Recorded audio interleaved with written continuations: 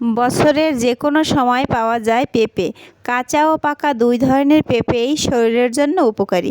পেঁপেতে থাকে পেপাইন ও কাইমোপেপাইন নামের এনজাইম। এছাড়াও এই ফলে আছে প্রচুর পরিমাণে ভিটামিন এ, সি ও ই। দৃষ্টিশক্তি রক্ষা করে, হজমে সহায়তা করে, অর্শ ও কৃমিনাশক, হৃদরোগ থেকে রক্ষা করে, কোলেস্টেরল কমায়, ক্যান্সারের ঝুঁকি কমায়, চুলে মাখলে চুলের গোড়া শক্ত হয় ও চুল ঝলমলে হয়। প্রতিদিন পাকা পেঁপের সাথে মধু ও টক দই মিশিয়ে লাগালে ত্বকের উজ্জ্বলতা বৃদ্ধি পায়, ব্রণের দাগ কমিয়ে ব্রণের উজ্জ্বলতা বাড়ায়।